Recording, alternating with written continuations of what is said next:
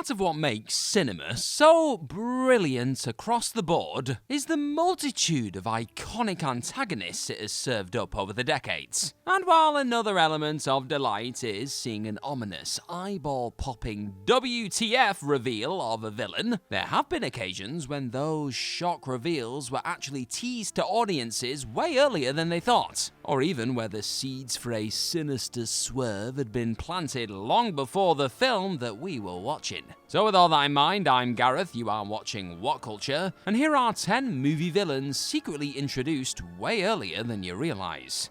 Number 10, Mysterio lurks in the background, Spider-Man Far From Home.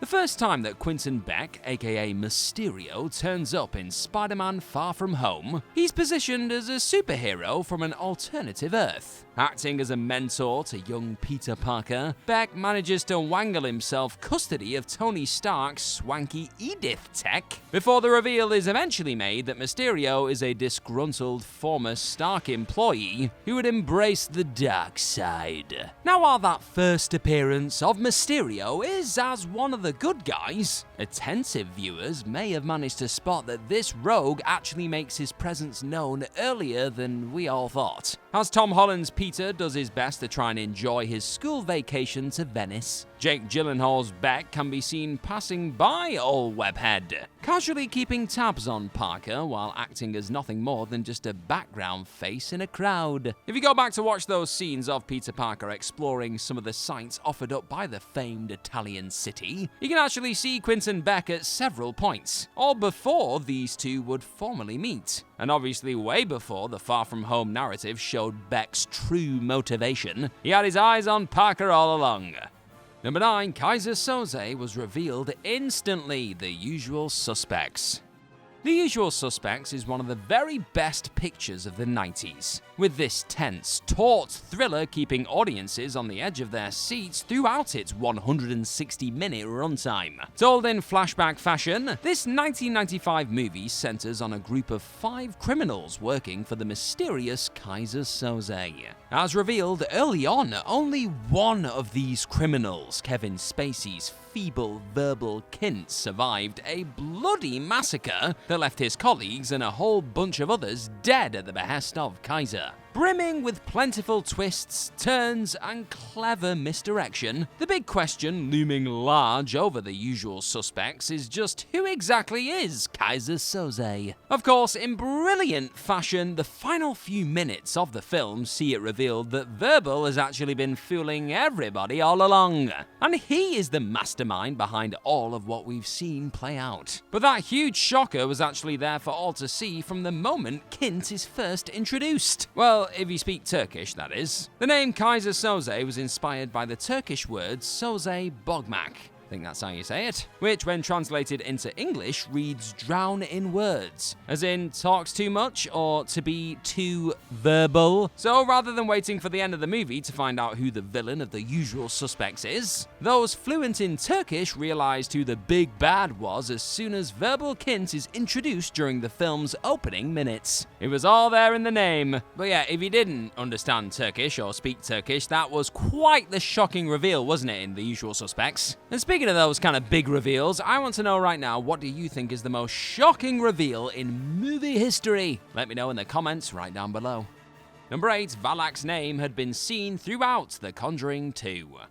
The caveat here, of course, is that the varying forms of The Conjuring 2's main villain had been seen plenty throughout the movie, but the key to Valak is its name. In order to banish the demonic entity, Lorraine and Ed Warren must learn the name of Valak. Across the sequel, this beast torments the Warrens, inflicts its evil ways on a family in Essex, England, and even taunts Lorraine with the gnarly death of her husband. What The Conjuring 2 did quite brilliantly, though, is that it secretly introduced the Valak name way before the Warrens or audiences realized. And not just once, but the demon's name was right in front of our eyes at several points in the 2016 picture. First up, the letters V-A-L-A-K can be seen on a bookshelf next to Lorraine, after she's just snapped out of a horrific vision of Ed's demise. Then later, we see that Valak is spelt out on the Warrens' door daughter Judy's bracelet, on a windowsill at the family's home, and on a table while they all have breakfast. It was everywhere! As mentioned, the varying visages of Valak are seen regularly across The Conjuring 2, but the key reveal that the Warrens are waiting to unlock the demon's name had been there all along. Number 7. Satan spotted watching Rogan and Baruchel. This is the end. 2013's This Is the End is a bonkers chuckle fest that had a host of famed actors playing versions of themselves as the literal apocalypse starts up during a party at James Franco's house. Initially anchored by Seth Rogen and Jay Baruchel playing, well, Seth Rogen and Jay Baruchel, the film goes from standard stoner comedy to standard stoner comedy complete with demons and the end of the world, as some of the cast find themselves turned to zombies or ascending to heaven. It is Rogen and Baruchel who are confronted with Satan himself during the closing moments of the movie. Well, the thing is, this form of Satan is actually first spotted just 4 minutes into the film. With Jay staying at Rogen's abode, the pair settle down to smoke some weed and play some video games. And there, hiding in plain sight, is a toy figure of the one and the same Satan design propped atop a shelf that sits above Rogen's TV. Is this merely an inanimate toy? Or is this really the Lord of Darkness keeping a watchful eye on Messrs. Rogen and Baruchel? Who knows, eh? Number 6. Cybernetic leg Darth Maul had appeared years prior. Solo: A Star Wars Story. For those whose Star Wars experiences only involved the silver screen, it was a major jaw-dropper to see a cybernetically enhanced Darth Maul turn up during the closing moments of Solo: A Star Wars Story, revealing himself as the mastermind behind so much of what had been seen throughout Solo. Maul appeared via hologram tech to converse with Kira. But wasn't Darth Maul long dead, having been literally sliced in two by Obi-Wan Kenobi in The Phantom Menace? Why yes he was. Now, to be honest, even those familiar with what really happened with Maul after episode 1 were likely caught off guard by him turning up in Solo. Still, those people won't have been taken aback by the sight of a Darth Maul who had cybernetic legs. This version of Maul was first seen in the 4th season of Star Wars: The Clone Wars back in 2011, with it explained that the Sith had landed on the junk planet of Lothar Minor after his battle with Kenobi. There, the amnesiac Dathomirian Zabrak constructed himself a 6-legged piece of tech to help him get around,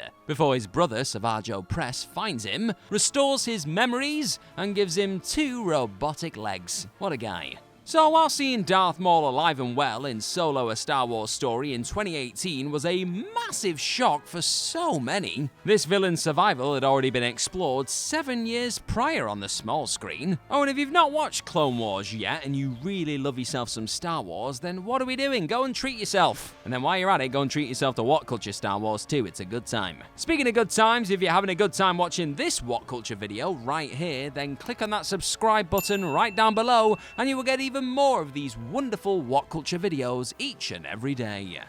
Number 5. The Man in Black: Halloween: The Curse of Michael Myers. Halloween 5: The Revenge of Michael Myers is clearly one of the worst movies in the Halloween franchise, yet this 1989 picture does at least have quite the literal explosive finale. That's something, I guess. After the Shape had spent the movie stalking his niece Jamie and good old Sam Loomis, the film's final act ends with Michael locked up by the Haddonfield Police Department. There, a mysterious man in black arrives and shoots up the HPD, killing numerous officers and breaking Myers out of jail. By the time Revenge comes to a close, the identity of the Man in Black is never revealed, and it's only towards the second half of 1995's follow-up, Halloween: The Curse of Michael Myers, that we find out that this villainous figure is Dr. Terrence Wynn, a colleague of Loomis's. Wynn is seen having several conversations with Sam earlier in Curse before this reveal is made. As the Man in Black, Tessa is part of a cult using Michael Myers' DNA to create what's known as the Curse of Thorn. And where Terrence Wynn is concerned, he was actually first shown in John Carpenter's original 1978 Halloween, having an uber-brief scene alongside Loomis, a scene that involved only a couple of lines of dialogue about Michael stealing a car. Number 4. The Early Crawler Presence: The Descent. Viewed very much as a classic of its time, well, depending on which version of the ending you watch, Neil Marshall's The Descent wowed the horror community when it was released back in 2005. Once the picture gets going, the crux of The Descent is that there's a group of friends trapped in a dark, dank cave, while vicious creatures stalk them at every turn. For The Descent, it doesn't amp up the crawler's element of dread until a fair way through the movie. Instead, the early goings establish the group dynamic and some of the fractured relationships of the 6 women who decide it was a smart idea to go spelunking. Silly move. Tensions boil over, the atmosphere is strained, and you start to wonder whether these 6 will ever make it out of the cave in one piece. And that's before the crawlers are even introduced. On the crawlers front though, one of these humanoid beasties was slightly introduced under the audience's nose way before the creatures truly came to the fore. As we see our core group of protagonists first enter the cave setting and get adjusted to their new surroundings, a flick of a flashlight showcases a brief look at a crawler watching on from behind a rock, giving the eagle-eyed amongst us an idea of what to expect from this underground foray. Number 3, Eddie Brock gets referenced, Spider-Man. Despite talks of having the character involved in the picture, Eddie Brock does not make an appearance in Sam Raimi's first Spider-Man film. However, Brock does get mentioned during that first outing for Tobey Maguire's wall crawler. About an hour or so into the movie, J.K. Simmons' J. Jonah Jameson berates his staff for the lack of Spider-Man photos coming across his desk. He's not happy. It's there that Jameson's second-in-command, Robbie Robertson, says how Eddie's been on it for weeks, but he can barely get a glimpse of him. That Eddie would of course be Eddie Brock, who is better known as longtime Spider-Man foe and occasional partner, Venom. I mean Venom. I don't know what came over me there. Eddie and his nefarious alter ego would appear 2 movies down the line, with Topher Grace playing Brock in the third and final leg of Raimi's Spidey offerings, 2007 Spider-Man 3. In that third Raimi picture, it's fleetingly mentioned how Eddie has just started working at the Daily Bugle. By that rationale, maybe the future Venom was interning at the Bugle back during the day of 2002 Spider-Man? Yeah, maybe.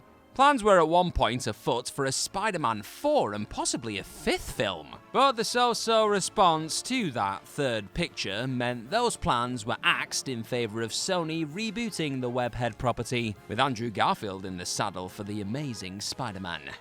Number 2, The Bye-Bye Man says hello hello, The Bye-Bye Man.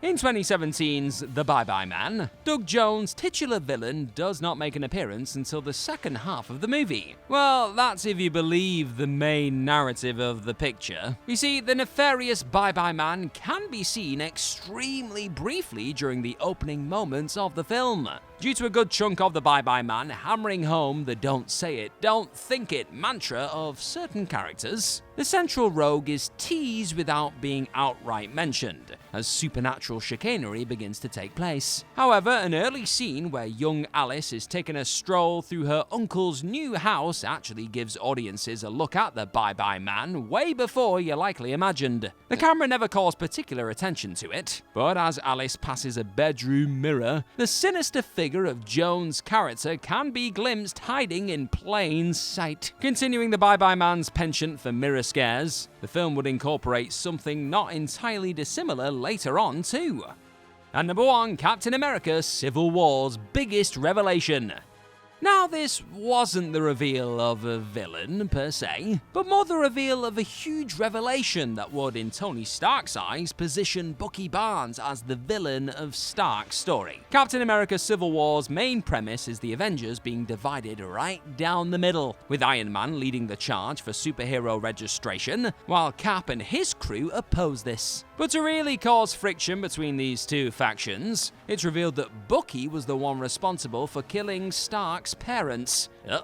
During Civil War, we see Helmut Zemo push and prod for Mission Report December 16th, 1991 from the traumatized Barnes. Eventually, we would come to learn that this date was the day that the Winter Soldier killed Tony's mother and father in cold blood. In reality, we were all actually given a heads up on this back in Captain America: The Winter Soldier. There, we had a glimpse at the front page of a newspaper that read, "Howard and Maria Stark die in car accident." The date of this newspaper was December 17th, 1991, reporting on the tragedy the day after it happened. By getting access to the real details of these deaths and to an old Hydra base, Zemo had all of the ammunition and footage he needed to split the Avengers. And Anthony and Joe Russo had given us an early clue of this back in Captain America: The Winter Soldier. As soon as we heard Zemo mention his mission report shtick, it should have been crystal clear what was afoot.